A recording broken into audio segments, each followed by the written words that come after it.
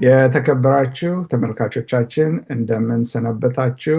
እንደገና ይህ በዋሽንግተን ዲሲ ከሚገኘው ከኢትዮጵያውያን ሰባተኛ ቀን አድቬንቲስት ቤተክርስቲያን የሚተላልፍላችሁ ሳምንታዊው የመጽሐፍ ቅዱስ ጥናት ውይይት ፕሮግራማችን ነው። እንደገና ደግሞ ለዚህ ፕሮግራም ስለተገናኛችሁን እጅግ አድርገን እናመሰግናችኋለን። በምትሰሙት ደግሞ እንደምትባረኩ እርግጠኛ ነኝ፣ እኛም እንደተባረክን እና እንግዲህ እንደምታውቁት በዚህ ዓመት ሩብ እያጠና ነው ያለው አርዕስት ከእግዚአብሔር ጋር ያለንን ግንኙነት ማሳደግ የሚል ዋናው ትልቁ አርዕስታችን ሲሆን ግን እስካሁን ድረስ ዛሬ እንግዲህ 8ኛ ውይይታችን ነው እያደረግን ያለ ነው። እስካሁን እንግዲህ በጣም መሰረታዊ የሆኑ ለክርስቲያን መሰረታዊ የሆኑትን ጉዳዮች በክርስትና ጉዟችን ውስጥ ማድረግ የሚገባንን ነገሮችን እንዴት እግዚአብሔርን ወደ ማወቅ የምንደርስበት መንገዶች ምንድን ናቸው የሚሉትን ነገሮች መሰረታዊ የሆኑ ነገሮችን እየተነጋገርን ዛሬ ደርሰናል። ዛሬ ደግሞ በ8ኛው ትምህርታችን የምንነጋገረው ስለ እምነት ነው። እምነት ምንድን ነው? እምነትስ በእኛ ክርስትና እድገት ውስጥ ያለው ሚና ምንድን ነው? በመጽሐፍ ቅዱስ ውስጥ የተሰጡን ትምህርቶች፣ ምሳሌዎች፣ የእምነት ምሳሌዎች ምንድን ናቸው የሚለውን ከእናንተ ጋር ለመነጋገር በፊታችሁ ቀርበናል። ተስፋ አለኝ እስከ መጨረሻው ድረስ ከኛ ጋር እንደምትቆዩ። ይህንን ውይይታችንን ከኔ ጋር ሆነው የሚወያዩት ወንድሜ አሳቡ አንቃሞና ፓስተር ዳዊት ጉዲኖ ናቸው። እነሱንም ወደዚህ ውይይት እንኳን ደህና መጣችሁ ስላቸው እጅግ አድርጎ ደስ ይለኛል። እንግዲህ የሚቀጥለውን 1 ሰዓት ያህል ውይይታችንን በጥሞና ተከታተሉ። እኛ እንደተባረክንበት ተስፋ አለኝ እናንተም እንደምትባረኩበት። ከዛ በፊት ግን መንፈስ ቅዱስ ውይይታችንን እንዲባርክ፣ መንፈስ ቅዱስ በመካከላችን እንዲሆን፣ መንፈስ ቅዱስ የምንናገረውን ነገር እንዲሰጠን በአጭር ጸሎት ውይይታችንን እንከፍታለን። እንጸልይ። ጌታ አባት፣ ጌታ አምላክ እናመሰግንሃለን። እንደገና ደግሞ ለዚህ ጊዜ ስላደረስከን ቅዱስ ቃልህን ከፍተን እንድንነጋገር እንድንወያይ ወደ አንተ ደግሞ ወደ ማደግ ለመድረስ አባት ሆይ ስለሰጠን መመሪያ እጅግ አድርገን እናመሰግንሃለን።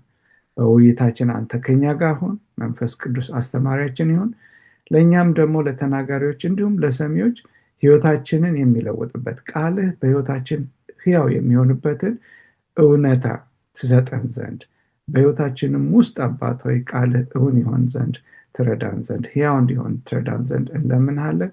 በጌታ በኢየሱስ ክርስቶስ ስም ጸሎታችንን ስማን። አሜን። እሺ፣ በጣም የሚገርም ትምህርት ነው እስካሁን ስንከታተል የነበረው። ባለፈው ጊዜ በሰንበት ትምህርት ክፍል ውይይታችን እንዳልኩት ይህ እስካሁን እያጠናን ያለ ነው የክርስቲያኖች 101 የሚባለው ትምህርት ነው። ኮሌጅ ስንገባ መሰረታዊ ትምህርት አለ አይደለም? እና ይሄም 101 ነው። አዲስ ክርስቲያን ሲመጣ እንዴት ነው ክርስቶስን የምታውቀው? መጽሐፍ ቅዱስ ማጥናት፣ መጸለይ የሚለውን ነገር መሰረታዊ ጉዳዮች ናቸው። እና ዛሬ ግን በጣም ለአንዳንድ ሰዎችም ትንሽ የሚያምታታ ሆኖ የማየው ስለ እምነትን ምንድን ነው እምነት የሚለውን በጌታ ማመን ምን ማለት ነው የሚለውን ነገር እስቲ ለመነጋገር እንሞክራለን። እና እምነትስ ምን ማለት ነው? እምነትስ በህይወታችን ውስጥ የሚጫወተው ሚና ምንድን ነው? ለደህንነታችን ውስጥ የሚጫወተው ሚና ምንድን ነው የሚለውን ነገሮች እያነሳሳን በጣም ሰፊ አርዕስት ነው። ነገር ግን በዚህ አጭር ሰዓት ውስጥ አጠር እያደረግን ከላይ ዋና ነጥቦችን እያነሳን እንነጋገራለን። እንግዲህ ፓስተር ዳዊት ወደ አንተ ስመጣ መጀመሪያ አንዳንድ ሰዎች እግዚአብሔርን ለማመን ምልክት ይፈልጋሉ። በእውነት እግዚአብሔር ካለ፣ እግዚአብሔር አዳኝ ከሆነ፣ እግዚአብሔር ለእኔ የሚጠነቀቅልኝ ከሆነ፣ እግዚአብሔር ደግ አምላክ የፍቅር አምላክ ከሆነ እስቲ ምልክት ይስጠኝ፣ እስቲ ያሳየኝ። ይሄን እጠይቀዋለሁ።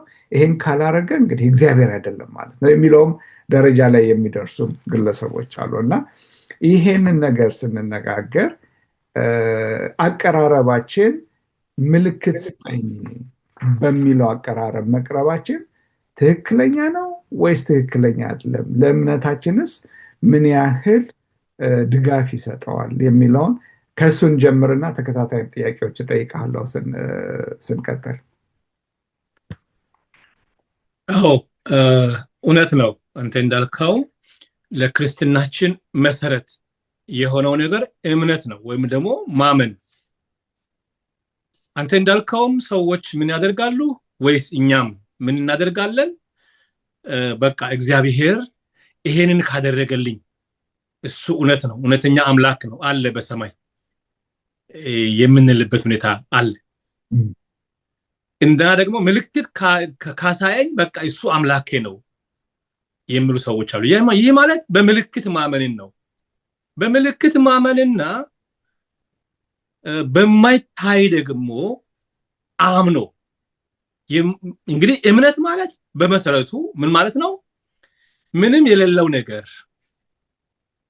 ወይም ደግሞ የማይታይ ነገር እንደሚታይ ወይም ደግሞ ያልተቀበልነው ነገር እንደተቀበልን አድርገን እንደተጨበጠ በእጃችን እንዳለ ተደርጎ እግዚአብሔር ይሄንን ያደርጋል ብለን በእግዚአብሔር በመታመን መነሻ ማድረግ ነው እምነት ማለት።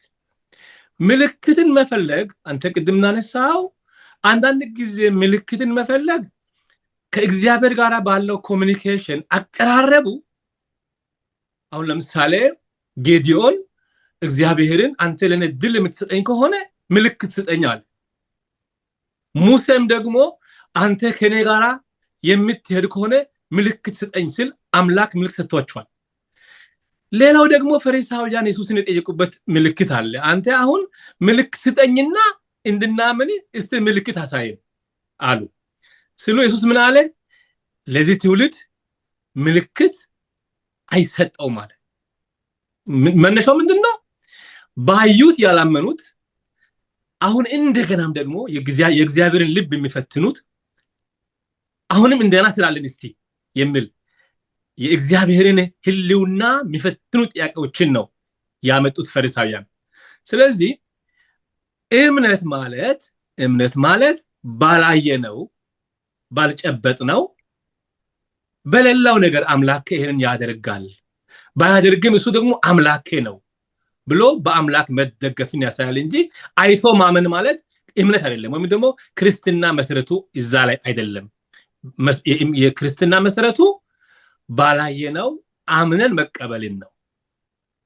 እስቲ ልጠይቅ ከሱ ላይ እንደው ትንሽ ሰፋ አድርገህ እንድትናገር። እንግዲህ አብርሃም አመነ ጽድቅም ሆኖ ተቆጠረለት ይላል በብሉይ ኪዳን ጊዜ ማለት ነው።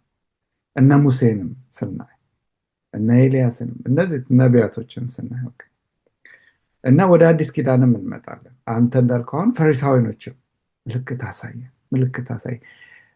የእሱ ጥያቄ አሁንም አለ። አሁንም ሰዎች ምልክት እግዚአብሔር ያሳየን ብሎ ይጠይቃሉ። አሁን ባለንበት ዘመን ከበፊቶቹ ዘመኖች የተሻለ ምልክቶች አሉን? የተሰጡን መረጃዎች አሉን? እግዚአብሔርን ለማመን በቂ መረጃዎች ተሰጥተውናል ብለህ ታምናለህ? እንደሱስ ከሆነ ምንድን ነው ከድሮ ካሉ ሰዎች ጋር አሁን የሚለየን በምልክት መንገድ ምንድን ነው? እኛ አድቫንቴጅ አለን? አሁን እኛ ብዙ መረጃዎች አሉን ከበፊቱ ይልቅ፣ በዛስ እምነታችንን ማስመርኮዝ እንችላለን? አዎ እውነት ነው ኩልሽዬ። ትክክለኛ እምነት ማለት የአብርሃም አይነት እምነት። አሁን አብርሃም የሚሄድበትን አላወቀም፣ አላረጋገጠም፣ አላየም። ግን የእግዚአብሔርን ቃል ሰማ፣ ታዘዘ፣ ወጣ። ወጥቶም ደግሞ አገኘ። ኤልያስን ስትመለከት ከዛ በፊት ከሰማይ እሳት ወርዶ አያውቅም። እግዚአብሔር አምላክ ሆይ ከሰማይ እሳትን ሰጥተህ አምላካዊ ኃይልህን ግለጥ ብሎ ጸለየ። ከሰማይ እሳት ወረደ። በዚያ ጋር የአምላካዊ ክንዱን አሳየ። እምነት ማለት ይሄ ነው። እሱ አልተጠራጠረም። ኤልያስ ባያደርግስ አላለም። የኔ አምላክ ያደርጋል አለ። በአምላኩ ተደገፈ፣ አመነ። እንግዲህ ሆኖ የማይታወቅ ነው። ከሰማይ እሳትን ማውረድ ማለት ቀላል ነገር አይደለም። ከሰማይ እሳት ይውረድና መስዋዕቱን ይብላ፣ እውነተኛ አምላክ ማን እንደሆነ ይረጋገጥ ብሎ ጸለየ እግዚአብሔርን። እግዚአብሔርም አደረገለት። ከልቡ ስለጠየቀ፣ በእምነት ስለጠየቀ፣ በአምላኩ ስለታመነ፣ ስለተደገፈ አደረገ። ወደኛ ስንመጣ ደግሞ አሁን ፈሪሳውያን ጋር ስንመጣ ፈሪሳውያን ራሳቸው በክርስቶስ ኢየሱስ ብዙ ድንቆችን እያዩ፣ ተአምራትን እያዩ፣ አይነ ስውር የሆኑ ሰዎችን እየከፈተ፣ ታማሚዎችን እየፈወሰ፣ የሞቱ ሰዎችን እያስነሳ እያዩ ሌላም እስቲ ምልክት ስጠን እንድናምን ብሎ ልፈትኑ ጠየቁ። ልፈትኑ እግዚአብሔር እንዲህ አይነት ጨዋታ አይጫወትም። ልባቸው በአምላካቸው አላመንም፣ ወይም ደግሞ እምነታቸው ትክክለኛ የሆነ መሰረት የለው። ልፈትኑት ለክርክር ስሉ ክርስቶስ ምን አለ? ለዚህ ትውልድ ምልክት አያስፈልግም ብሎ ጥሏቸው ነው የሄደው ይላል ቃሉ።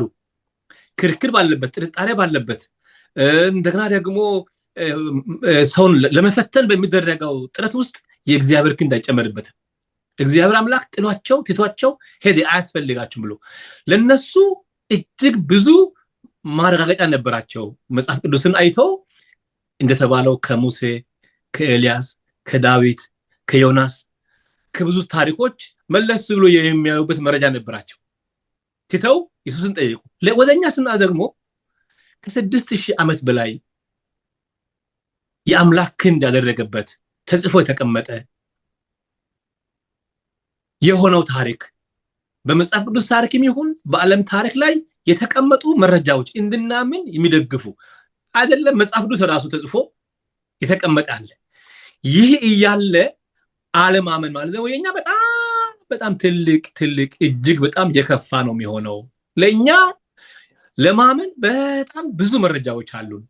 ከድሮ አባቶች ይልቅ የኛ ጊዜ ለማመን ብዙ መረጃዎች አሉ፣ ብዙ መስረጃዎች አሉ። ስለዚህ ለጥያቄ የሚሰጠው ምንድነው? ከነዚያ ለኛ የተሻለ መረጃዎች አሉን። ካላመንን እኛ ምስኪኖች ነን፣ በጣም የተጎዳን ሰዎች ነን።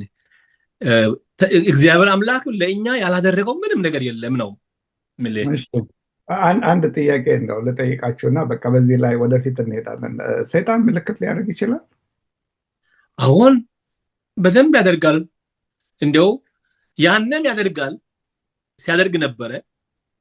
እንግዲህ ሙሴ ምልክትን ሲያደርግ የፋርዖን አማልክቶችም ሲያደርጉ ነበረ። በትርም እባብ አደርጋለሁ ሲል አየንም ይሄን ያደርጋለሁ አለ። የሙሴም በትር እባብ ሆነች። የፋርዖን አማልክት ተከታዮች ወይም ደግሞ ጠንቋዮችም በትር እባብ ሆነች። ግን ትክክለኛ እባብ የሆነው የትኛው ነው? እባቦችን ውጦ ማንነቱን የገለጠ ነበር ያን ጊዜ የተገለጠው። አሁንም ቢሆን ውሸተኛ ምልክቶች አሉ። በደንብ ያደርጋል። በደንብ እንደውም የሰማይ መልአክን መስሎ ማድረግ ይችላል። ያ ብቻ አይደለም፣ ከሰማይ እሳትን እስከሚያወርድ ድረስ ድንቅንና ተአምራትን ምልክትን ሊያደርግ ይችላል ይላል የእግዚአብሔር ቃል። ስለዚህ እምነታችን በምልክትና በድንቅ ብቻ ሳይሆን በምናየው ነገር ሳይሆን እኛን በፈጠረን በመስቀል ላይ ህይወቱን ሰጥቶ ባዳነን በእግዚአብሔር ልጅ በክርስቶስ ኢየሱስ ባለን እምነት ነው እንጂ እኛ ምልክትን አይተን አይደለም ማመን ያለብን። አምነን ነው መጀመሪያ መቅደም ያለበት እምነት እንጂ ምልክት አይደለም። በምልክት ማመን ማለት እውነተኛ ክርስትና መሰረት አይደለም ብዬ አምናለሁ። ትክክል። በምልክት ብቻ ከሌ እንደዚህ ስላደረገ እግዚአብሔር ሰው ነው ማለትም ያስቸግራል። ትናንትና ማታ የሆነ ዶክመንተሪ ሳይ ነበር። በጣም ስለታወቀ በአፍሪካ ውስጥ ስለነበረ የቤተክርስቲያን መሪ እና በጣም ብዙ ምልክቶችን ፈውሶችን ሲያደርግ ነበርና ከአፍሪካ ብቻ ሳይሆን ከዩሮፕ ይሄዱ ነበር ወደ እሱ ቤተክርስቲያን ማለት ነው፣ አፍሪካ ውስጥ። እና አንዳንዶቹ ተፈውሰናል ያሉ ኢቭን ዶክተሮች እንኳን ሄደው ይሄ ትክክለኛ ፈውስ ነው ብለው እንኳን የመሰክሩለት ሰውዬ ነበር። ግን መጨረሻው በጣም በጣም የሚያሳዝን አጨራረስ ነበር። ሰይጣን እንዴት አይነት ሰዎችን እያታለለ ከእግዚአብሔር የመጣ እየመሰለ ነገር ግን ሰዎችን እንዴት አታሎ ወደማይሆን ደረጃ ላይ እንዳደርሳቸው ስመለከት በጣም ነው ያዘንኩት። ለዚህ ነው በምልክት ብቻ እግዚአብሔርን መከተል በጣም በጣም ወደሚያሳስትና ወደሚጥል ደረጃ ያደርሰናል እና ያንንም መጠንቀቅ አለብን። እውነትህን ነው። መጀመሪያ እምነት ይመጣል፣ ከዛ በኋላ ነው ከእምነት በኋላ ነው ሌሎች ነገሮች የሚከተሉት የሚለው ትክክለኛ አነጋገር ነው ብዬ አስባለሁ። እዛ ጋር ያመኑትንም እነዚህ ምልክቶች ይከተሏቸዋል ይላል የእግዚአብሔር ቃል እንጂ ያመኑትን ምልክቶችን ይከተላሉ አይልም። አሁን ትልቁ በሽታ ምንድን ነው? ምልክትን ተከትሎ መሄድና ምልክት ደግሞ ያመኑትን ተከትሎ መሄድ ነው። እዛ ልዩነቱ ያመነን እንደሆነ ምልክቶች ይከተሉናል።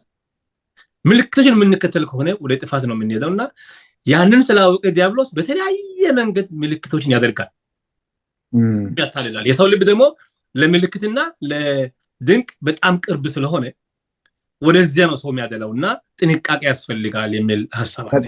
በጣም ትክክል፣ በጣም ትክክል። አሴ በዮሐንስ ምዕራፍ 2 ላይ ከቁጥር 23 ጀምሮ እንደዚህ ይላል። በፋሲካ በዓል በኢየሩሳሌም ሳለ ያደረገውን ምልክት ባዩ ጊዜ ብዙ ሰዎች በስሙ አመኑ ይላል። ቁጥር 24፣ 25፣ 24 እና 25 ነገር ግን ይላል ኢየሱስም ሰዎችን ሁሉ ያውቅ ነበር፣ ስለ ሰውም ማንም ሊመሰክር አያስፈልገውም ነበርና አይተማመናቸውም ነበር፣ ራሱ በሰው ያለውን ያውቅ ነበረ። ኢየሱስ ሰንበት ትምህርታችን እንደውም ለዚህ ክፍል የሰጠው ኢየሱስ እምነታችንን ያያል። ምን ማለት ነው? ኢየሱስ እምነታችንን ያያል ሲል እምነትስ ለአንዱ አብልጦ ለአንዱ አሳንሶ እኩል ነው ለሁሉም የሚሰጠው ወይስ እምነት የተለያየ ለተለያየ ሰው ነው የሚሰጠው? እሺ፣ ወደዚህኛው ሀሳብ ከመምጣት በፊት ቅድም ምልክቱ ላይ የተነሳው ላይ ትንሽ አንድ ለመጨመር ጥሩ ነው። እኔም በጣም የሚስማማበት ያመኑትን እነዚህ ምልክቶች ይከተሏቸዋል ነው እንጂ አምኖ ይሄንን ምልክቱን ያስከትላሉ ማለት አይደለም የሚለውን ነገር ተስማምቼ ኢየሱስ ክርስቶስ ራሱ የነቀፋቸው ቦታ ነበር ከዚህ ከምልክት አንጻር እና ቀጥታም ጠይቀውታል። በነገራችን ላይ ምልክት እንድናምንህ ምን ምልክት ታሳየናለህ ሁላ ብለው ኢየሱስን ጠይቀውታል።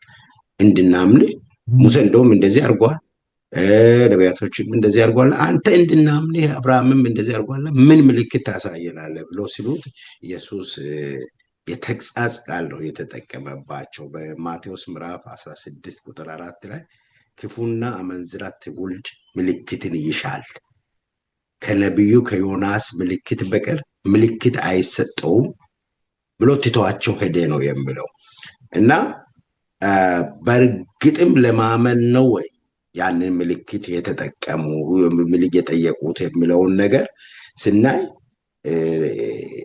እውነት አይመስልም። ይህን ሀሳብ በሉቃስ ምዕራፍ 12:29 ላይ ሉቃስም እንደጻፈው ብዙ ሕዝብ በተሰበሰቡ ጊዜ እንዲህ ይል ጀመር፣ ይህ ትውልድ ክፉ ነው፣ ምልክትን ይፈልጋል፣ ከነቢዩ ከዮናስ ምልክት በቀር ምልክት አይሰጠውም እያለ ይናገር ነበርና በእርግጥ ምልክት እውነት ነው ለማመን ከሆነ እምነት ፍለጋ ከሆነ ጥሩ ነው። ግን ልቡ ምልክት አይተውም፣ ልባቸውን ነው ኢየሱስ የሚያየው። ከዚህ ከነጋ ካነሳውም ጋር ለማያያዝ ነው እንትን የሚለውና ልባቸውን ነው። ልባቸውን ካዩ በኋላ ያምናሉ። አልዓዛር ከሞት ተነስቶ ይላል አይሁዶች የነበሩ እንደውም ከሞት መነሳቱን ታምር ያንን ምልክት ለመጠቀም ሳይሆን እንደገና አልዓዛርንም ኢየሱስንም ሊገሉ እንደፈለጉ እናያለን። ምልክት ምን ያክል እንደማይፈልጉ ሰዎች ምልክት የሚፈልጉ ያስመስላሉ እንጂ ለእምነት እንዳልሆነ ቅድም የምንለው ነገር ማለት ነው። ለእምነት ከምልክት የበለጠ ብዙ የተገለጡ ነገሮች አሉ። እዚህ በተለይ እንትኑ ላይ ሳያዩ የሚያምኑ ብፁዓን ናቸው ብሎ የተናገረው አንድ ነገር አለ። እግዚአብሔር እውር እምነት እንዲኖረን አይጠይቀንም። አስቀድሞ ለማመን ብዙ ምልክቶችን ሰጥቶናል። አስቀድሞ ለማመን ብዙ ምልክቶችን ሰጥቶናል። ሆኖም በእነዚህ ሁሉ ምክንያቶች ሁልጊዜ ለጥርጣሬ ቦታ አለው።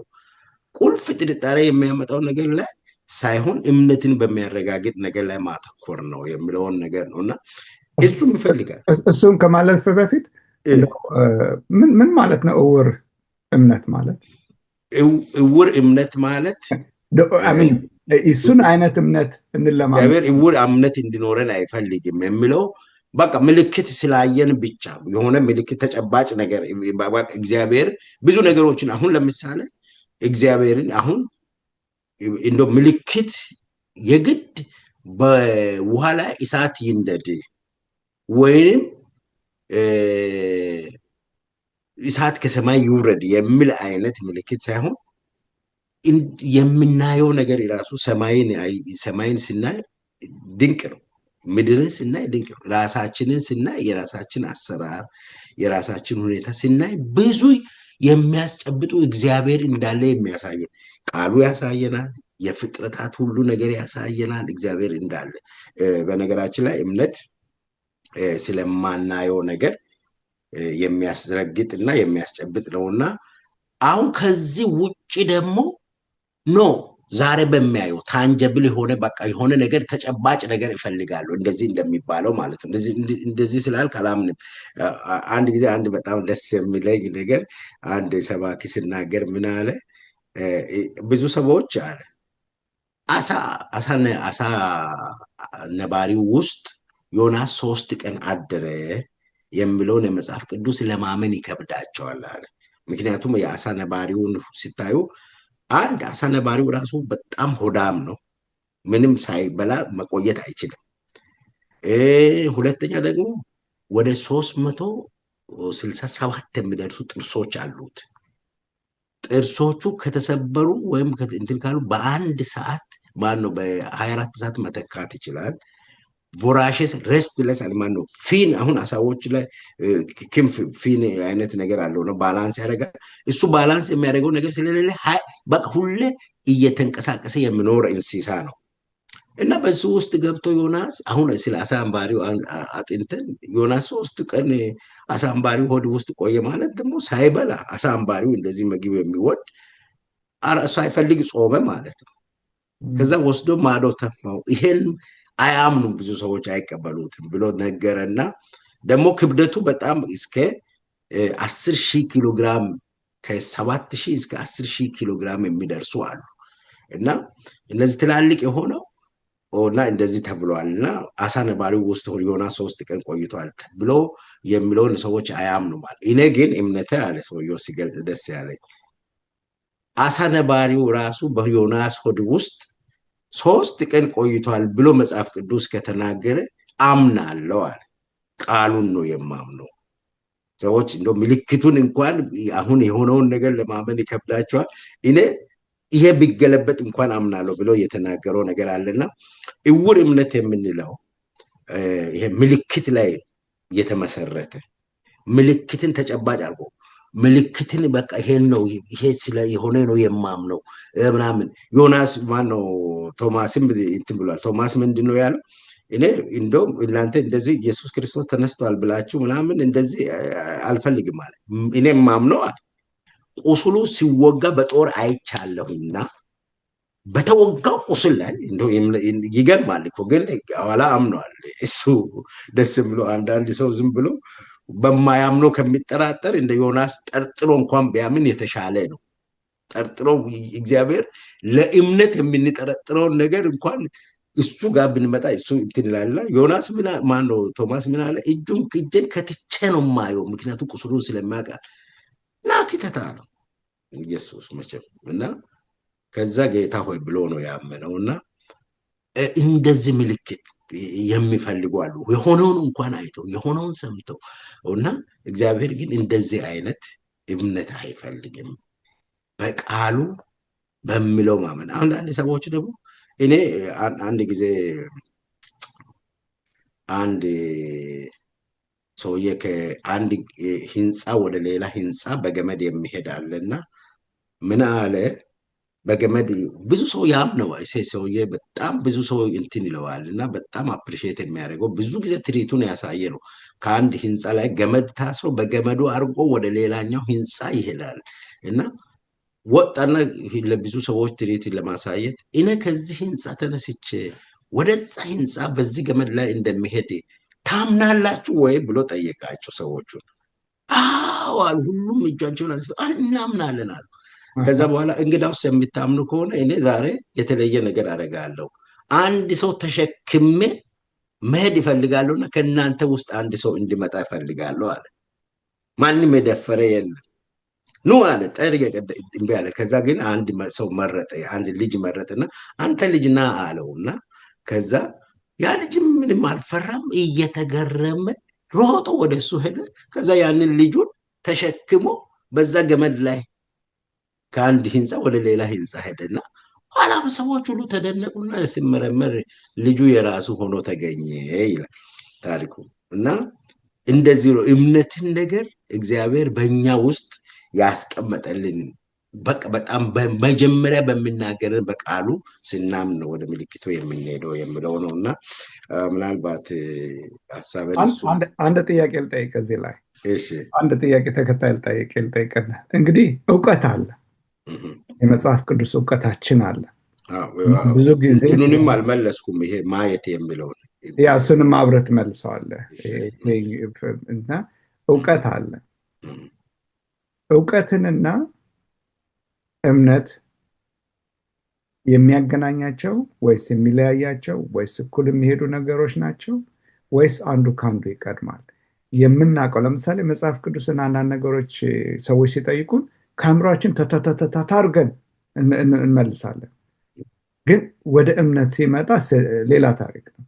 እና እነዚህ ሁለቱን ነገሮች እንዴት ነው የምናያቸው? ሁለቱም አብረው ነው የሚሄዱት ወይስ አንዱ ከመጀመሪያው ይቀጥላል ይመጣል የሚለውን አብረን ትመልስልን።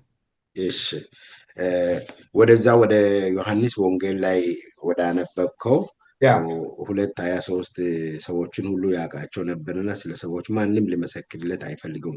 እሱ እንደውም በሰራው ምልክት አምነዋል፣ ብዙዎቹ አምነዋል። እሱ ግን ኢየሱስ ክርስቶስ በዚህ ደስተኛ እንዳልሆነ ሰዎቹ ያመኑት በምልክቱ እንጂ በኢየሱስ አዳኝነት በኢየሱስ ክርስቶስ ቤዛነት እንዳልሆነ ስላያቸው የተቀመጠውን ዮሐንስ የጻፈውን ሀሳብ ነውና ከዛ በፊት ግን ዋናው መሰረታዊ ዲፊኒሽን ምንድን ነው? ስለ እምነት በዕብራውያን ምዕራፍ 11 ላይ ቅድምም እዚህ በመግቢያ ጥቅሳችን ላይ የተቀመጠው ነገር እሱ ብዙ ነገሮችን አንድ ላይ የተጠቀሰው እምነት ተስፋ ስለምናደርገው ነገር የሚያስረግጥ ነው። እኛ አሁን በአእምሯችን ውስጥ ተስፋ የምናደርገው ነገር አለ። ያንን ተስፋ የምናደርገውን ነገር ያ ተስፋ የምናደርገው እንጂ የምናየው አይደለም። የምናየውን ነገር የሚያስረዳ ነገር እንደሆነ እምነት የሚለው ያ እንደሆነ ዲፊኒሽኑ በዕብራውያን ምዕራፍ 11 ላይ እምነት ተስፋ ስለምናደርገው ነገር የሚያስረግጥ የማናየውን ነገር የሚያስረዳ ነው ይላል። እና ይሄ በጣም ወሳኝ የሆነ ነገር ነው። መጽሐፍ ቅዱሳችን ሲናገር በተለይ ከእግዚአብሔር ጋር በሚኖረን ግንኙነት እዛው ዕብራውያን ምዕራፍ 11 ቁጥር 6 ላይ ያለ እምነት እግዚአብሔርን ደስ ማሰኘት አይቻልም ይላልና ይልና ቀጥሎ ግን ሰዎች ብዙ ጊዜ እሱም ብቻ ነው የሚያነቡት። ቀጥሎ ያለው ደግሞ ወደ እግዚአብሔር የሚደርስ ይላል። ወደ እግዚአብሔር የሚደርስ እግዚአብሔር እንዳለ ለሚፈልጉትም ዋጋ እንዲሰጥ ያም ዘንድ ያስፈልጋል። አሁን ወደ እግዚአብሔር የሚደርስ እግዚአብሔር ጋር መገናኘት የሚፈልግ ደግሞ እግዚአብሔር ለመገናኘት የሚፈልጉትን እሱን የሚፈልጉትን ሰዎች ሪዋርድ እንደሚያደርጋቸው እንደሚሸልማቸው ነው። እዚህ ላይ እንደው በደንብ አድርጎ አይገልጸውም የአማርኛው ትርጉማችን። እግዚአብሔር እንዳለ ለሚፈልጉት አንድ እግዚአብሔር አለ ብሎ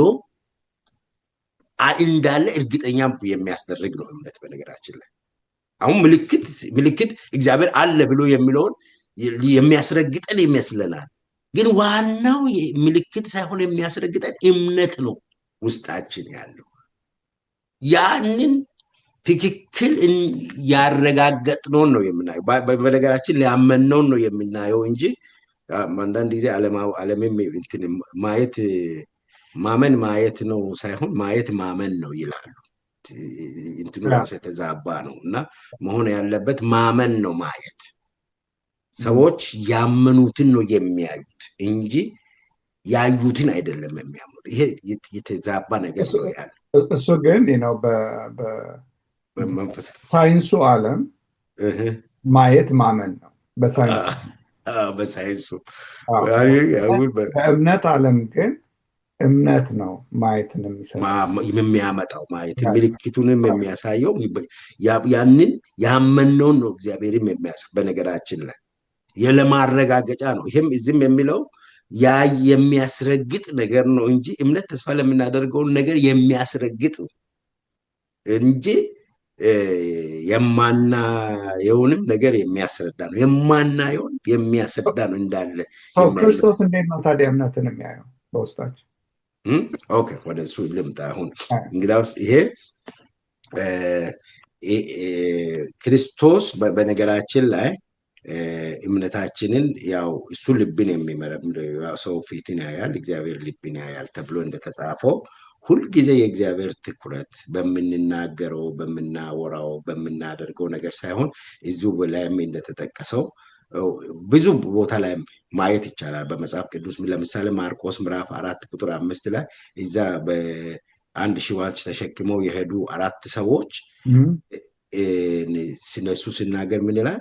4:5 ላይ እምነታቸውን አይቶ ነው የሚለው።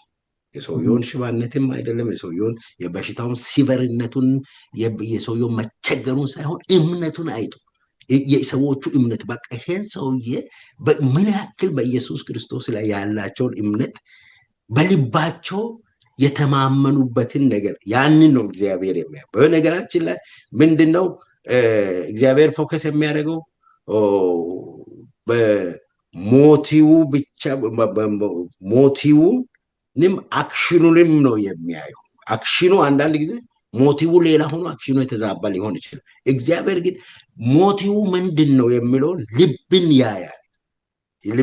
ምንድን ነው መነሻ የሚለው።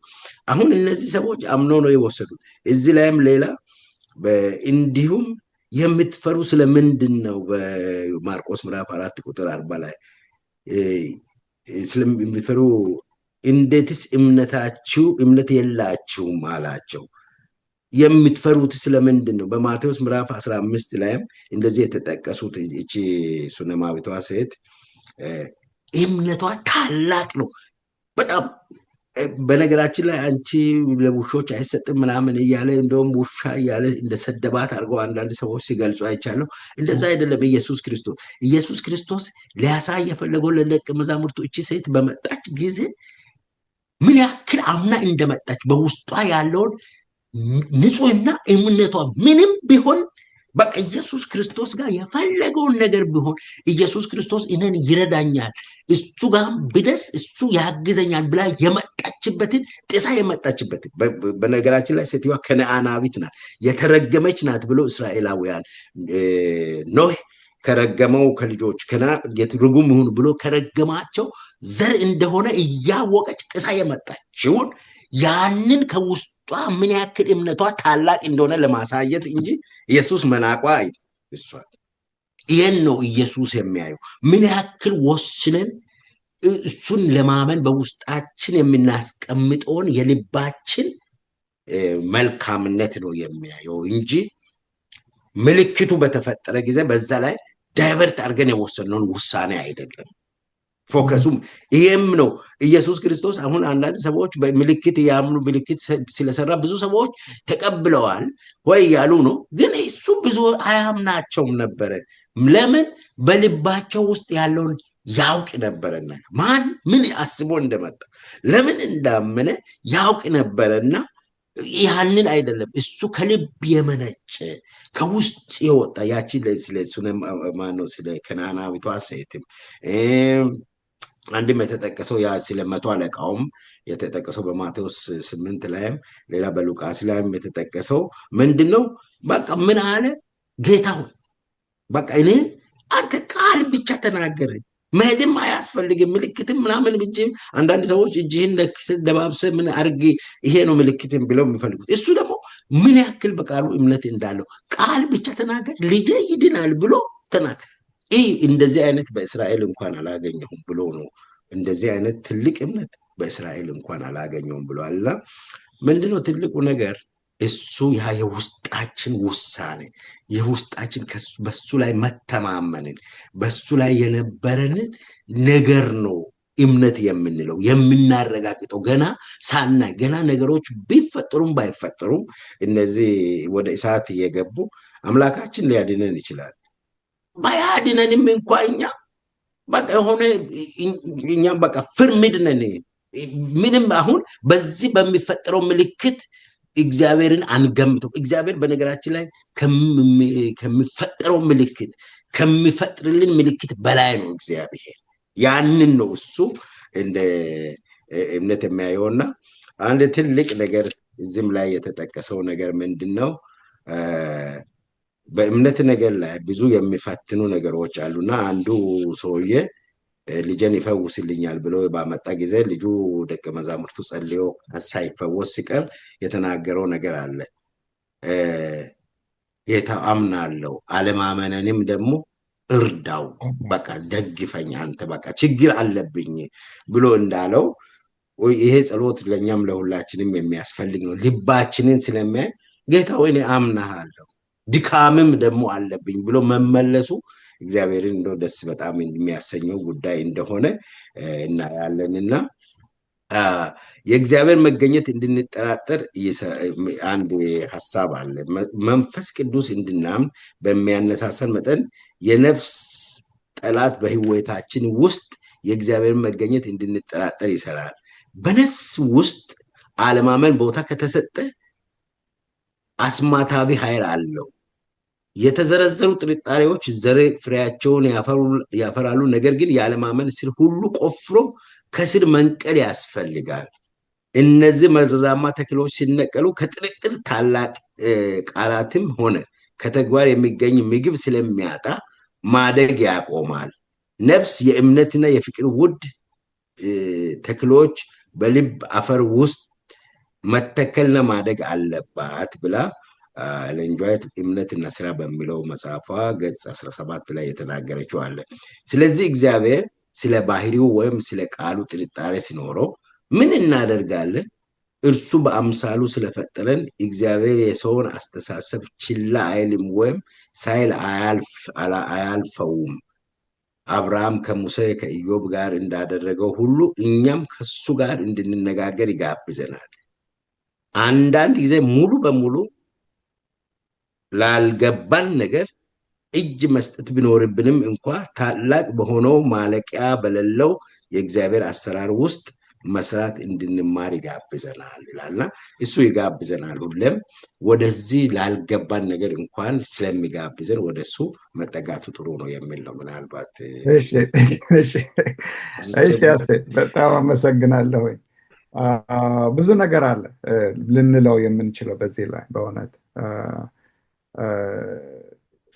እግዚአብሔር ልብን ያነባል። ሰው የውጭን ይመለከታል፣ እግዚአብሔር የውስጥን ይመለከታል። እና ብዙ ምሳሌዎችን አንተ እንደጠቀስከው እግዚአብሔር እንዴት የሰዎችን ልብ እያነበበ እንደ እምነታቸው መጠን እንደሚገናኛቸው መጽሐፍ ቅዱስ ይናገራል። ግን አሁን ፓስተር ዳዊት በዚህ ላይ ተመርኩዘን አሁን እንግዲህ አንዳንድ ጊዜ እምነት የሚባለው ነገር ስሜታዊ ነው ይባላል። ምን ማለት ነው እንደዛ ሲባል? ምንስ ምሳሌ እንሰጣለን? ስሜታዊ እምነት ማለት ምን ማለት ነው? እንዴትስ ነው የሚገለጸው ስሜታዊ እምነት የሚባለው? የዚህ ስሜታዊ እምነት ጥቅሙ ወይም ጉዳቱ ምንድን ነው ብለህ ታስባለህ? ሰንበት ትምህርታችን የምለው እምነት ስሜት አይደለም ይላል። እንግዲህ እምነት ስሜት አይደለም በምልበት ጊዜ እምነት ማድረግ የሚችል ቅድም ሐሳቡ እንዳለ ማደግ የሚችል አይነት ነገር ነው እና እምነት ተግባር ያለው ነገር ነው። ይሄንን ተራራ ተነቀልና ወደ ባህር ውስጥ ውደቅ ብትሉት እምነት ካላችሁ ይሆናል ይላል የእግዚአብሔር ቃል። ስለዚህ እምነት ማለት ወደ ጌታ በምንጠጋበት ጊዜ የልባችንን ሐሳብ ለአምላካችን ገልጠን ከአምላክ ደግሞ የምንቀበለው የተግባር ነገር ነው እንጂ የኛ ፍላጎት ወይም ደግሞ የኛ ኢሞሽን። አንዳንድ ጊዜ ስሜት ማለት ለኛ የተሰማንን ያክል ዝም ብለን እንደምንናገረው አይደለም። እምነት ማለት ከውስጥ የሚሆን ከአምላክ ጋራ ያለን ግንኙነት ማለት ነው። ከአምላክ ጋር ያለው ግንኙነት ደግሞ የሚያድን ነገር ነው። የሚያድን ነገር ነው። እምነት ያድናል። ምንድነው ብለው በኤፌሶን ምዕራፍ 2:8 ላይ ጸጋው በእምነት አድኗችኋልና ይላል። እንግዲህ እምነት ማለት እውነተኛ እምነት ማለት በደስታ ጊዜ በሐዘን ጊዜ የሚገለጽ ስሜት ሳይሆን በደስታም በሐዘንም ጊዜ ቋሚ የሆነ በአንድ ነገር ላይ ቢሆንም ባይሆንም ቢያደርግልኝም ባያደርግልኝም አምላኬ ነው የሚል በአምላክ ላይ የተመረኮዘ በእግዚአብሔር ላይ የቆመ በውዝግብ ጊዜ በመከራ ጊዜ በበሽታ ጊዜ በችግር ጊዜ እንኳን ቆመን ከአምላካችን ጋራ መሆናችንን የምናረጋግጥበት መሳሪያ ነው እምነት እንጂ ልክ በቃ ሲሆንልን ማለት ጥሩ ሲሆን እምነት ጥሩ ነው፣ መጥፎ ሲሆን እምነት ልክ አይደለም ብለን ከስሜታችን ጋራ የምንሄድበት ጉዳይ አይደለም።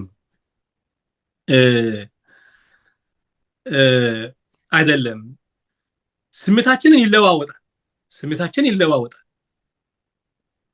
ከሁኔታዎች ጋር ነው ስሜት የሚሄደው። እምነት ግን ከሁኔታዎች ጋራ የሚሄድ ጉዳይ አይደለም። እምነት ቅድም እንደተባለ እሳት ውስጥ ስንገባ የምናመልከው አምላክ ሊያድነን ይችላል፣ ባያድነንም ግን ለዚህ ለምስሉ አንሰግድም ብሎ ጽኑ አቋም ያለበት በመከራ ጊዜ በሞት ጊዜ በጭንቀት ጊዜ የማይለወጥ ጸንቶ የሚኖር ነው። ደግሞ ቅድም እንዳልኩኝ ምንድነው እምነት ከትንሽ ጀምሮ የሚያድግ ነገር ነው። ሰውየው ምንድነው ያለው? ብትችልስ ልትፈውስ ብትፈቅድስ ልትፈውስ ትችላለህ ብሎ ሲጠይቀው ለምን ብትችል ትለኛለህ? ለሚያምን ሁሉ ይቻላል አለ ኢየሱስ ክርስቶስ። ለሚያምን ሁሉ ይቻላል ሲል ሰውየው ምንድነው ያለው?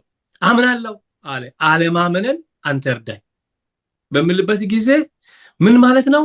እምነት የሚያድግ እምነት ጽናትን የሚጠይቅ ቢሆን ባይሆን በአምላክ ሙሉ በሙሉ 100% መደገፍን የሚጠይቅ ጉዳይ ነው ብዬ አምናለሁ። ያ ደስ ሲለን ሲሳካልን ነገር ሁሉ እንደፈለግነው ሲሄድ ማመን እና ምንም ተስፋ ሳይኖረን ነገሮች ወደማንፈልጋቸው አቅጣጫዎች ሲሄዱ፣ በስራችን ችግር ሲኖር፣ በቤተሰባችን ችግር ሲኖር፣ በልጆቻችን ችግር ሲኖር፣ የማይገቡን ነገሮች በህይወታችን ላይ ክስተት ሲፈጠሩ ያለው እምነት የተለያየ እምነት ነው አይደል? ያ እንዴት መሰለ ኩልሽ እዛ ጋር የእምነት ጀግኖች ያልናቸው ሰዎች አሉ።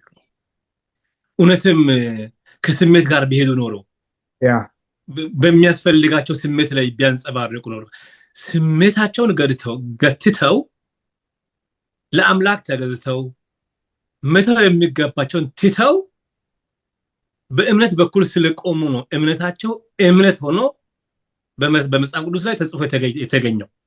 ስለዚህ ዛሬም ቢሆን ከስሜታችን ውጪ ወይም ደግሞ ስሜታችን በሚያዛው ነገር ሳይሆን የስሜት ተቃራኒ ነገሮች ቢያጋጥሙንም ጸንቶ ሰንጥቆ የሚሄድ እምነት ነው እውነተኛ እምነት የሚባለው። እሱንም እኮ ነው የምናየው አይደል? በተለያየ በመጽሐፍ ቅዱስ ታሪክ ውስጥ ከመጀመሪያም ጀምረን ስንመለከት ለምሳሌ ዳንኤልን ባለፈው ሳምንት ስለ ዳንኤል ስናወራ ነበረ። አንደኛው የጸሎት ሰው ተብሎ የተነጋገርንበት ዳንኤል እኮ በችግር ውስጥ እያለፈ የእሱና ጓደኞቹ እሳት ውስጥ እያለፉ እምነታቸው አልተነካም፣ ቆመው ነበር። እና ይሄ አሁን እንዳልከው ይሄ ስሜታዊ እምነት ከሆነ ለክፉ ጊዜ አጠንክሮ አያቆመንም። ግን እምነት ታዲያ መመስረት ያለበት በምንድን ነው? በፕሪንሲፓል ወይም በመመሪያ። ያ መመሪያ ደግሞ ከእግዚአብሔር ጋር ጠንክሮ ያለን ግንኙነት ነው። ስሜታዊ ያልሆነ እምነት በልባችን ውስጥ የሚሰጠን እግዚአብሔርን ባወቅነው መጠን ከእግዚአብሔር ጋር ባለፉት ሳምንታት ስንናገር እንዴት ነበረ? ለመጽሐፍ ቅዱስ ጊዜ ጥናት የምንሰጠው ስንት ጊዜ ነው? ለጸሎት የምንሰጠው ጊዜ ስንት ሰዓት ነው የሚለውን ነገር፣ የእግዚአብሔርን ቃል ለማሰላሰል ስንት ጊዜ ነው የምንሰጠው? ብዙ ነገር ተነጋግረናል። በህይወታችን ውስጥ ተግባራዊ ልናደርጋቸው የሚገባል እነሱ ነገሮች ናቸው። እንግዲህ እምነታችንን ስሜታዊ ብቻ እንዳይሆን የሚያደርጉን ማለት ነው። አብልጠን እግዚአብሔርን ባወቅነው መጠን፣ አብልጠን የእሱን ስራ ከቃሉ ባነበብን መጠን፣ አብልጠን ጊዜ ከእሱ ጋር ባጠፋን ቁጥር በህይወታችን ላይ የሚመጡት ነገሮች እምነታችንን ሊያወላውሉት አይችሉም፣ ጥሩም ሆነ መጥፎም ሆነ። እና እነ ዳንኤልም ከተማርነው ምንድን ነው የዳንኤል እምነት እኮ የመጣው ናቡከደነጾር ህልሙን ባየ ጊዜ አይደለም፣ ወይም በእሳት ውስጥ ጓደኞች የተጣሉት ጊዜ ያ የመጣው እምነት እኮ ወዲያው በሳምንት ውስጥ ባደረጉት እድሜ ልካቸውን የተራመዱት እምነት ነው እንደዛ አቆሞ ያጸናቸውና ያቆማቸውና። ለዚህ ነው እምነታችን ስሜታዊ እንዳይሆን ከፈለግን እና ስር የሰደደ አውሎ ነፋስ የማያነቃንቀው እምነት ከፈለግን መሰረቱ ምንድነው? ጊዜያችንን ከእግዚአብሔር ጋር በእግዚአብሔር ቃልና በጸሎት የማሳለፍ ጊዜያችንን ሰይጣን እንዳይሰርቅብን መጠንቀቅ ነው። ያ ደግሞ የሚሆነው ምንድነው? ፕሪንሲፕል የሆነ ህይወታችን በመመሪያ መሆን አለበት። እንደው በተመቸን ጊዜ ብቻ ቁጭ ብዬ ላንብብ፣ እንደው ጊዜ ባገኘው ብቻ ቁጭ ላንብብ ሳይሆን ወስነን በአእምሯችን ውስጥ ወስነን ይህ ሰዓት የኔና እግዚአብሔር ነው ብለን ምንም ነገር ቢመጣ ያንን ሰዓት እንዳይነካብን መከላከል ያለብን እሱ ነው። መንፈስ ቅዱስም ይረዳናል እንደዛ ካረግን ማለት ነው። እና ይሄ ስሜታዊ የሚለውንም ከዛ ያንን ነገር ሊያስወግድልን ይችላል የሚለውን ለመጨመር ነው። አሴ ምሳሌዎች ዋና ስለ እምነት የሚሰጠን ትልቅ ምዕራፍ ዕብራውያን 11 ነው አይደል? ስለ እምነት እና እነዚህ ሰዎች እንግዲህ የተጠቀሱት ስሜታዊ እምነት ሳይሆን ፕሪንሲፕልድ የሆነ በመመሪያ የተመራ ህይወት ያላቸው ሰዎች እንደሆኑ ነውና ከነዚህ ሰዎች ምንድን ነው የምንማረው ስለ እምነት ማለት ነው? እኛስ ከነዚህ ሰዎች ተምረን ከዛሬ ጀምሮ ምን አይነት አረማመድ ምን አይነት ልምምድ ነው ማድረግ ያለብን እንደነሱ አይነት እምነት እንዲኖረን ከፈለግን ማለት ነው? እሺ፣ በጣም ጥሩ ሀሳብ ነው። ያው እምነት የሚመነጨው ከእግዚአብሔር ቃል ነው ይላል። እግዚአብሔርን ቅድምም እንዳየነው እግዚአብሔር እንዳለ ከማረጋገጥ ነው የሚነሳው። በነገራችን ላይ እምነት እንደው ዝም ብሎ እንትን የሚልም አይደለም እና ይሄ ደግሞ ነገር እግዚአብሔርን መልሶ ደስ ያሰኘዋል። እግዚአብሔር በእምነታችን ደስ እንደሚሰኝ ተጽፏልና ይህን ሀሳብ ይዘን ያው ቅድም ያነሳው ከእውቀት ነው የሚነሳው ማለት ነው። እምነት ከማወቅ ነው የሚነሳው። እግዚአብሔርን ከማወቅ እግዚአብሔርን ከመረዳት የእግዚአብሔርን ማንነት ከመገንዘብ የሚመጣ ነው እና እምነት ከመስማት ነው፣ መስማትም የእግዚአብሔር ቃል ነው ይላል ሮሜ ላይ ሲናገር እና ከእግዚአብሔር ቃል ጋር የተያያዘ ከእግዚአብሔርን ከማወቅ ጋር የተያያዘ እግዚአብሔርን ከማወቅ ጋር የተያያዘ ሐሳብ ነው። ከእግዚአብሔርን ከመረዳት ጋር የተያያዘ ነው። በነገራችን ላይ እየጨመረ እያደገ ቅድም ወንድማችን ፓስተር ዳዊት እንደሚለው እየጨመረ የሚሄድ ጉዳይ ነውና እነዚህ የእምነት ምሳሌዎች አሉ። እኔ በጣም የሚገረምበት ነገር በዕብራውያን የተጠቀሱ ሰዎች አሉና አንዱ ጳውሎስ መጥቀሱ ራሱ መጽሐፍ ቅዱስ አንዳንድ ጊዜ እንዴት ኮሄረንት እንደሆነ እንደተገናኘ ያሳየናል። እነዚህ ሰዎችን አገናኝቷቸዋል። እዚህ ከሄኖክ ከነ አዳም ጀምሮ ይትተርክና ከነ አቤል ጀምሮ የአቤል እምነት ምን አይነት እምነት እንደሆነ አገናኝቶ ነው የሚነግረን።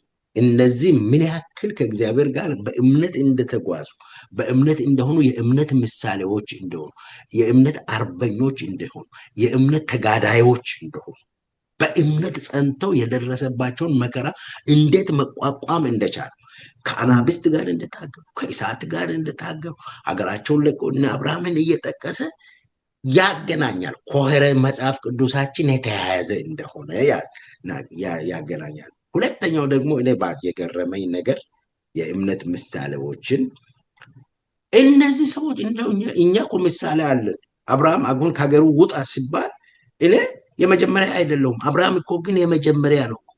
ያየው ምሳሌ አልነበረው። አቤል መስዋዕት አቅርብ ሲባል ከዚህ በፊት እኔ እኮ የአቤል ምሳሌው ለኔ ተጽፎልኛል፣ የእግዚአብሔር ቃል ላይ አለ። ለአቤል አልነበረውም። እግዚአብሔር ረድቶት ነው እንጂ አልነበረው።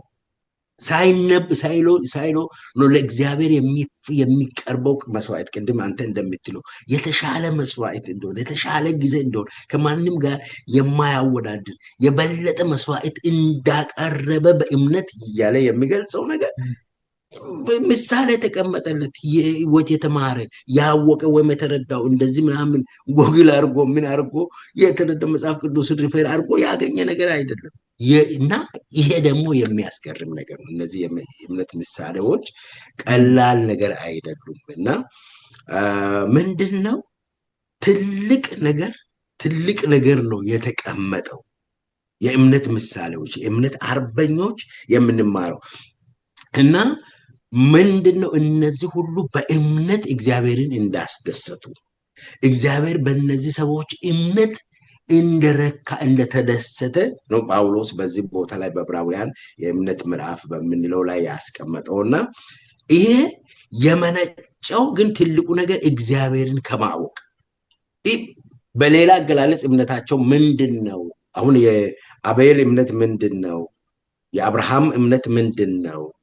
የያዕቆብ እምነት ምንድነው እያልን ወደዚህ እነሱ የጠቀሰው የሄኖክ እምነት ምንድነው እያለ የባራቅን እነዚህ አንስተዋል። የሌሎችንም ዳዊትን እምነት አንስተዋል፣ ኢዮብን እምነት አንስተዋልና ምንድነው ብለን ስናይ እግዚአብሔርን ማወቃቸውን ነው የሚገልጽ። የእግዚአብሔር የማወቃቸውን ለበል በሌላ አገላለጽ የእግዚአብሔር የማወቃቸውን እርከን ወይንም ደረጃን የሚገልጽ እግዚአብሔርን እነዚህ ሰዎች አመኑት ብሎ ሲነግረን ምን ማለቱ እግዚአብሔርን ይህን ያክል ያውቁታል እነዚህ ሰዎች ማለት ነው። እንደ ዳንኤል እግዚአብሔርን ይህን ያክል ተረድተውታል። እግዚአብሔርን ይህን ያክል በእግዚአብሔር ላይ እምነት አላቸው ሲል እግዚአብሔር ላይ ይህን ያክል ግንዛቤ አላቸው ነው እያለን ያለውና ይሄ ትልቅ ነገር ስለ እምነታቸው ያላቸውን ግንዛቤ የሚገልጽ ስለ እግዚአብሔር ያላቸውን ግንዛቤ የሚገልጽ ነው። ምንድነው ከ7 እስከ 40 ያለው እግዚአብሔር ማወቅ እና ከሱ ጋር ህያውና ጠንካራ ግንኙነት እንዲኖረን እምነት ይጠይቃል። እርሶ እምነቶ እንዴት ማጠናከር ይችላሉ? እምነቱ እየተዘዋወረ ያለው ሰው እንዴት ማበረታታት እምነቱ እየተወዛወዘ ያለውን ሰው እንዴት ማበረታታት ይችላሉ? ጥቂት ሐሳቦችን ነው ይልና ትንሽ እምነት እንደ ስናፍጭ ቅንጣት ደቀ መዛሙርቱም እንዳሉት ማለት ነው ኃይለኛ ነው። እና ከእግዚአብሔር ጋር ግንኙነት ለማሳደግ የሚያስፈልገው እሱ ብቻ ነው። ማቴዎስ ምዕራፍ 17 20 ላይ እርሱ ከእርሱ ጋር ለመስራት ፍቃደኛ እስከሆኑ ድረስ እግዚአብሔር እምነቶን እንዲያድግ ይረዳውታል። ዋናው እሱ ቅድም የምንለው በልብ ያለውን ነገር በልብ ከሱ ጋር ለመስራት ከሱ ሀሳብ ጋር ከሱ ቃል ጋር መስማማታችን ካየን ስናፍጭ ቅንጣት ያክል እምነት ብትሆንም እሱ እንደሚያሳድግ ተስፋ ይኑርህ የሚል ነገር ነው። እምነት የሚመጣው እግዚአብሔር በቃሉ በመጽሐፍ ቅዱስ ሲናገር ከመስማት ነው። ሮሜ ምዕራፍ 10 ቁጥር 17 በየዕለቱ ለመጽሐፍ ቅዱስ ጥናት ጸሎት ቁርጠኛ ይሁን። ቅድም አንተም ስታነሳ የነበረው ነገር ከቃሉ ጋር ያለን ግንኙነት፣ ከጸሎት ጋር ያለን ግንኙነት፣ ከእግዚአብሔር ጋር ለሌሎች በምናደርገው በምንመሰክረው ያለንን ግንኙነት ከምንም ጋር በቃ ይሄ ነገር እምነታችንን የሚጨምር ይሄ ነገር ላይ ቁርጠኛ አቋም ቁርጠኛ ውሳኔ ልንወስን ይገባል የምለውን ነገር ይሄ የእምነት የነዚህ ሰዎችንም ሲያጠቃልል የእምነት ምሳሌዎችንም ሲነግረን እነዚህ ያደረጉትም ይሄ ነው። ከቃሉ ጋር ከእግዚአብሔር ጋር ያላቸውን ግንኙነት እንደው ስለ ሄኖክ ሲናገር ሄኖክ አካሄዱን እግዚአብሔር ጋር አደረገ የሚል ቃል ነው የተገለጸውና ከዛ በኋላ አልተገኘም። አካሄዱ ማለት ምን ማለት ነው የሚለውን ነገር ስናይ ብዙ ነገሮችን አካሄዱን በቃ አስተሳሰቡን፣ አመለካከቱን፣ ሁሉንም እይታ ከእግዚአብሔር ጋር አጣመረ ማለት ነው። በእኔ መረዳት ማለት ነው። እና ብዙ ነገሮችን ከእግዚአብሔር ጋር የምናደርጋቸው ግንኙነቶች ቁርጠኛ ስንሆን እግዚአብሔርም በከዛው ልክ እምነታችንን ያሳድጋል። እምነታችን በዛው ልክ እያደገ ይሄዳል። እግዚአብሔር እምነቶን እንዲጨምረው ይጠይቁት። ልክ ወደ ኢየሱስ እየጮኸ ጌታ ሆይ አምናለሁ አለማመንን እርዳው ማለት ማርቆስ 9:24 እንዳለው አባት አለማመናችንን ለይተን ማወቅ እንችላለን። እናም እምነታችን እንዲጨምር እግዚአብሔርን መጠየቅ እንችላለን። እምነትና ጥርጣሬ አብረው ሊኖሩ ይችላሉ። አንዳንዴ አይችሉም እንላለን፣ ሊኖሩ ይችላሉ። ማርቆስ ምዕራፍ 9 ቁጥር 24 ጥያቄዎቹ ስላሏቸው ብቻ ከእግዚአብሔር አይራቁ። ጥያቄዎች ስላሏት ብቻ ከእግዚአብሔር አይራቁ። ስለኛ ነው የምናገር። እንደ እውነቱ ከሆነ መዳን በፍርሃትና በመንቀጥቀጥ እንደ እውነቱ ከሆነ መዳኖን በፍርሃትና በመንቀጥቀጥ በፊልጵስዩስ ምዕራፍ 2 12-16 መፈጸም እና እምነቶን ልክ አምስቱ ሰነፍ ደናግል ለማድረግ እንደሞከሩት ማቴዎስ ምዕራፍ 25 ቁጥር 8 ከሌላ ሰው ከመበደል ይልቅ የራሱን ማድረግ አስፈላጊ ነው። ይሄ በራስ እንደራሳችን እኛ እንዳለን ክፍተታችንንም በሚያውቀው ሁኔታ ክፍተታችንን ለይተን በዚሁ ነው ችግር ያለበት። አሁን ከሌላው ለመበደር ከሌላው ከማስመሰል ራስን ይዞ እግዚአብሔር ጋር መቅረብ እምነትን ያሳድጋል። እነዚህ የእምነት አርበኞችም ራሳቸውን ይዘው እነ ዳዊት የነበራቸውን ነገር እናያለን። ግን ራሳቸውን ይዘው ወደ እግዚአብሔር ቀረቡ። እግዚአብሔር ደግሞ አልገፋቸው እና አሳደጋቸው። ለመንፈስ ቅዱስ ጥሪ ምላሽ ይስጡ። እናም በህይወቶ ውስጥ ከዚህ የበለጠ እንዲሰጡት ይጠይቁ። እምነትን ይለማመዱ።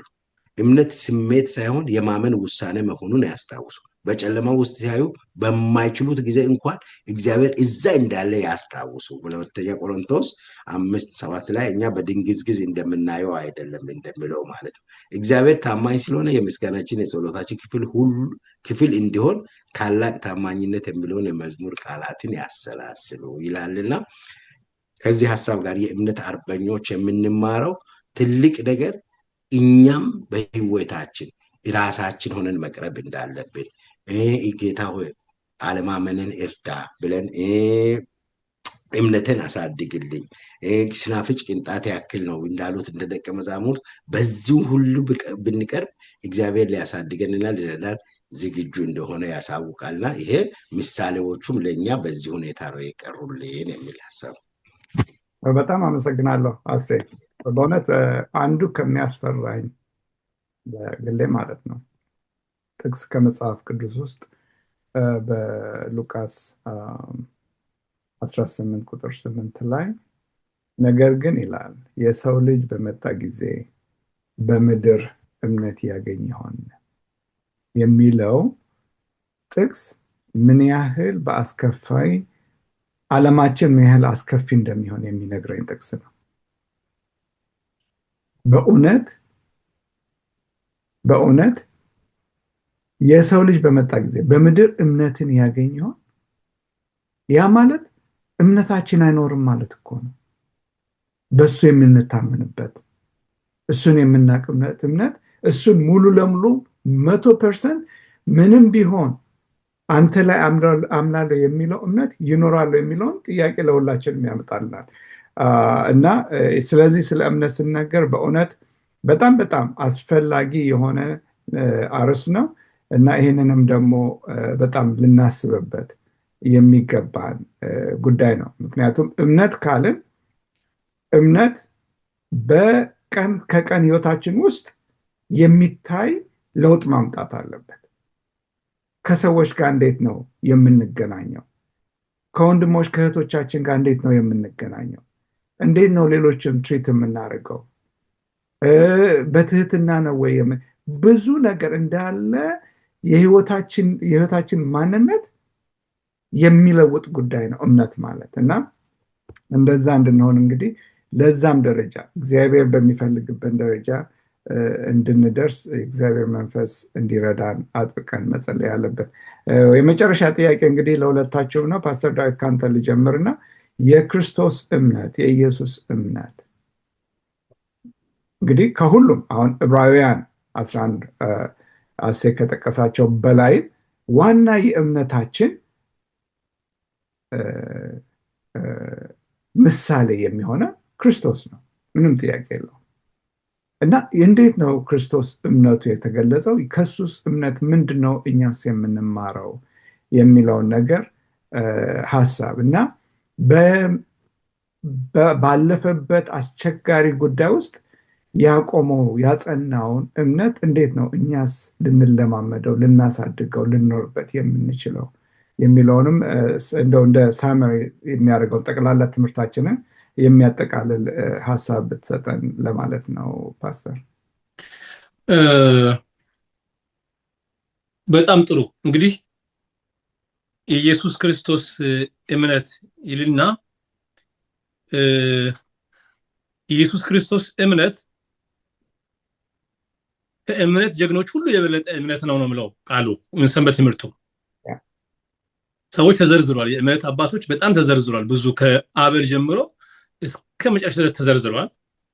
ከነዚህ ሁሉ ግን ኢየሱስ ክርስቶስ የበለጠ እምነት አለው ይላል። ያንን ደግሞ የበለጠ የሚያደርገው ምንድነው ብለን በምናስብበት ሰዓት የክርስቶስን እምነት በጣም ጽኑ የሚያደርገው ልዩ የሚያደርገው ምንድነው?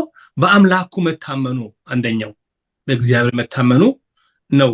ሁለተኛ ልዩ የሚያደርገው ምንድነው? ኢየሱስ ክርስቶስ ኢየሱስ ሁለተኛ ሞትን እያየ ከፊት ለፊቱ ሰዎች እንደሞቱ አይደለም እሱ የሞተው ሞት በእሳት ባህር ላይ ነበር የቆመው ኢየሱስ ክርስቶስ። የሰው ልጆችን ኃጢአት የዓለምን ኃጢአት ሁሉ ተሸክሞ ነበር የቆመው። በዚያ ያንን ተሸክሞ በሚቆምበት ጊዜ የጸና እምነት ነበረው። አላወላወለም። ከባድ ነው በጣም። የሰው ልጅ አንደበት ሊገልጸው በማይችል መከራ ውስጥ ነው ኢየሱስ ያለፈው። ማንም ያንን ሊገልጽ አይችልም። በሰው አንደበት የክርስቶስን መከራ ይሄን ያክል ነው ብለን ለክተን መናገር አንችልም። ምክንያቱም በዓለም ላይ ሰውን ከደረሰው መከራ ሁሉ የበለጠ የደረሰው ማለት ነው ኢየሱስ ነበር። በዛን ጊዜ ያሳለፈው እንደተነበረ በጽኑ እምነትና በጽኑ ጸሎት ነበር ያሳለፈው ኢየሱስ ክርስቶስ። ማቴዎስ ወንጌል ምዕራፍ 26 ከ36 ጀምሮ በምንመለከትበት ጊዜ ጌታችን ኢየሱስ ክርስቶስ የጸለየውን ጸሎት ነው የምንመለከተው። መከራውን ለማለፍ ችግሩን ለማለፍ የችግሩ ማለፊያ የመከራው ማለፊያ የእምነት መሰረቱ ጸሎት ነው። እንግዲህ ምን አለ?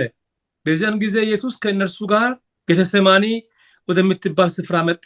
ደቀ መዛሙርቱንም ወዲያ ሄጄ ስጸልይ ሳለ በዚህ ተቀመጡ አላቸው። ጴጥሮስንም ሁለቱንም የዘብዴዎስ ልጆች ወስዶ ሊያዝን ሊተክዝም ጀመረ። ነፍሱ እስከሞት ድረስ እጅግ አዘነች። በዚያ ቆዩ፣ ከእኔም ጋር ትጉ አላቸው።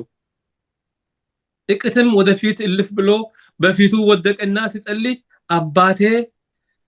አባቴ ቢቻልስ ይህች ጽዋ ከኔ ትለፍ፣ ነገር ግን አንተ እንደምትወደው ይሁን እንጂ እኔ እንደምወድ አይሁን አለ።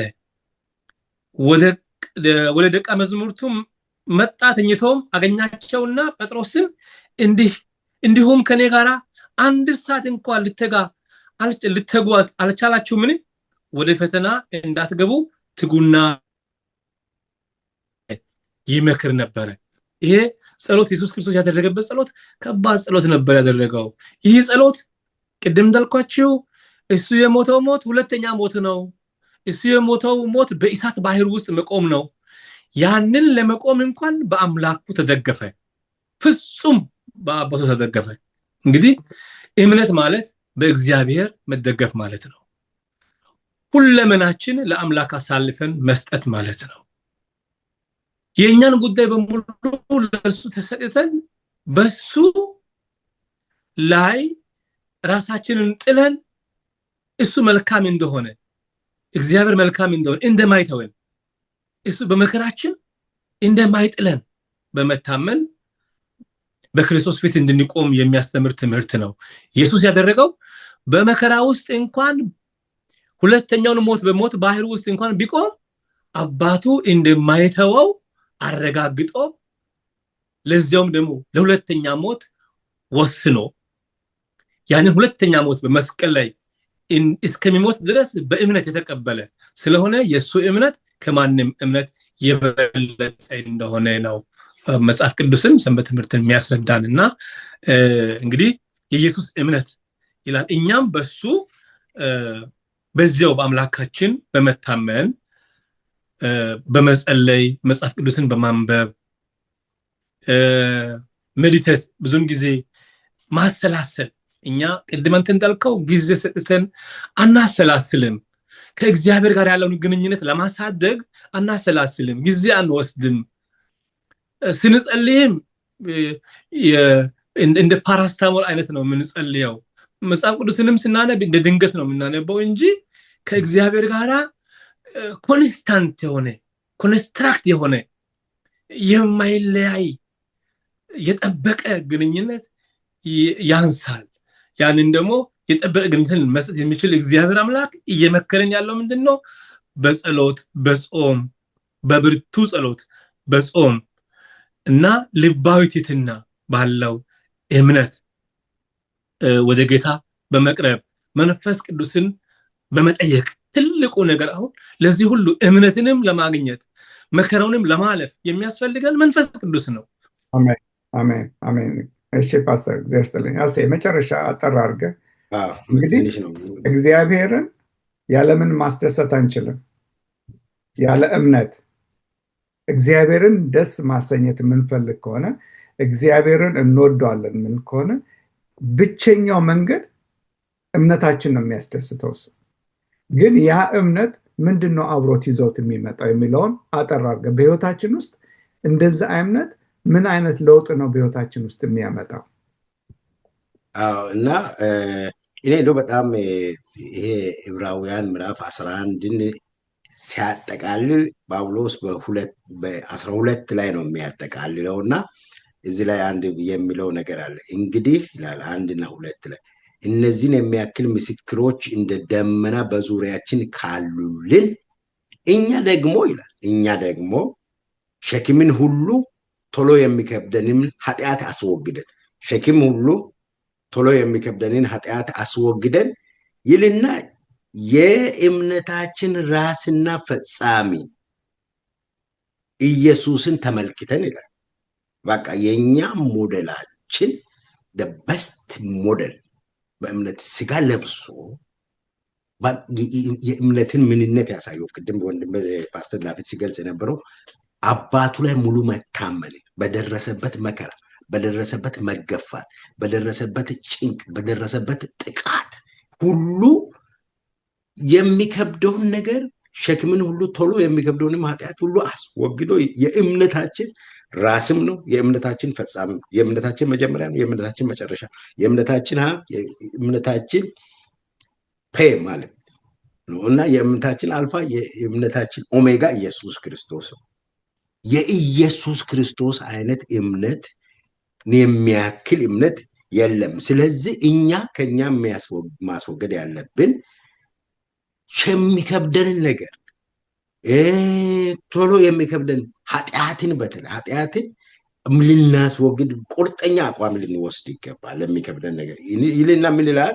ኢየሱስን ተመልክተን በፊታችን ደግሞ ሩጫ አለብን፣ የምንፈጽመው የምንሰራው ኃላፊነት አለብን። እኛ እንደምንሰራ በፊታችን ያለው ሩጫ ደግሞ የሩጫ ትዕግስት ያስፈልጓል። በትዕግስት እንሩጥ፣ በትዕግስት እንሩጥ።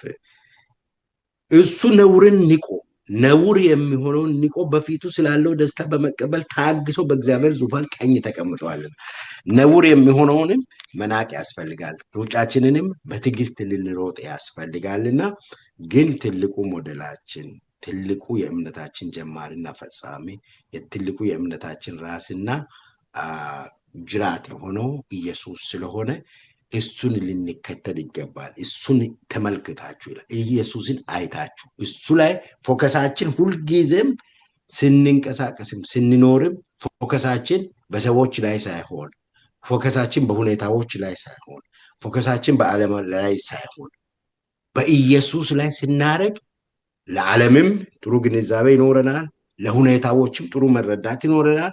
ሰዎችንም እንደ ሰዎች ማስተናገድ እንዳለብን እና ከሰዎች ጋር መኖር እንዳለብን መኖር እንችላለን። ግን ፎከሳችን አንስተን በዓለም ላይ ብናደርግ ውከት ነው የሚሆንብን።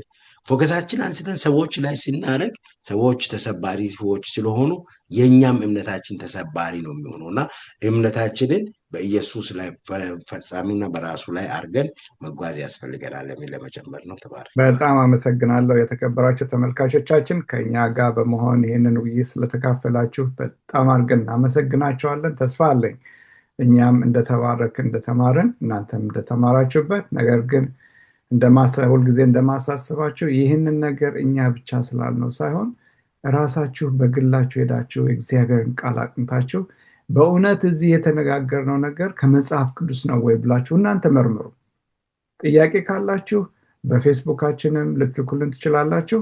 መልሱን ለእናንተም ያለውን ጥያቄ መልሱን ልሰጣችሁ ፈቃደኞች ነን። መጽሐፍ ቅዱስም ጥናት የሚያስፈልጋችሁ ከሆነ በፌስቡካችሁ አሳውቁን፣ ስልክ ቁጥራችሁን ስጡን። እኛም እናንተን ለመገናኘት ፈቃደኞች ነን። እንግዲህ የዛሬውን ውይይት ዛሬ ስናጠቃልል የሚቀጥለው ሳምንት ደግሞ በጣም የሚገርም ትምህርት ነው የሚለው። እሱ ምንድን ነው? ኃጢአት፣ ወንጌልና ሕጉ የሚለው አርስት ነው ያለ እና በዛም ውስጥ ደግሞ ብዙ ትምህርቶች ስለምንነጋገር የሚቀጥለው ሳምንት እንዳትቀሩ ከኛ ጋር ይሄንን ቅጂ እንድትመለከቱ እየጋበዝናችሁ የዛሬውን ውይይት በዚህ እናጠቃልላለን። አጭር ጸሎት እናድርግና እንዝጋ። ጌታ አባት፣ ጌታ አምላክ ተመስገን ስላስተማርከን ትምህርት ተመስገን። አባት ሆይ በዙሪያችን ስለሰጠን የእምነት ምስክሮች፣ በቃሉ ስለተሰጡን የእምነት ታሪኮች እጅግ አድርገን እናመሰግናለን። አባት ሆይ በእምነት አባት ሆይ አንተን ደስ ማሰኘት እንደሚገባን ስለነገርከን እኛም እምነታችን እንዲጠነክር እምነታችን ከቀን ወደ ቀን እያደገ እንዲሄድ ትረዳን ዘንድ መንፈስ ቅዱስ ይረዳን ዘንድ እንማጸናለን። አንተን በእምነታችን እንድናስደስት አንተ እርዳን። ሳምንታችንን ተረከብ። በጌታ በኢየሱስ ስም ጸሎታችንን ስማን። አሜን።